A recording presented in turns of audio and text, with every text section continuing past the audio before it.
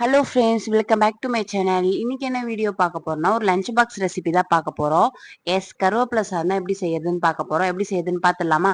ஒருத்தவங்க ஒரு மெத்தட்ல செய்வாங்க. நான் எப்படி செய்யறேன் அப்படின்றத உங்க கூட ஷேர் பண்ணியிருக்கேன்.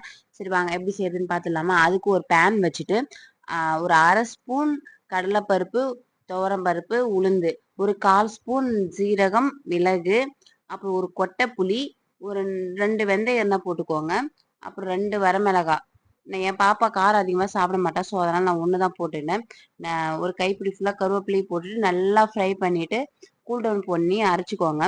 அதுக்கு முன்னாடியே ரைஸை வந்து நல்லா உலர்த்திக்கோ. நல்லாவே வந்து எப்படி சொல்கிறது, சூடாக இருக்கக்கூடாது. சாதம் நல்லா ஜில்லுன்னு ஆறி போயிருக்கணும். அப்போ தான் சாதம் நல்லா உதிரி உதிரியாக கிடைக்கும். நல்லா ஆற வச்சுக்கோங்க.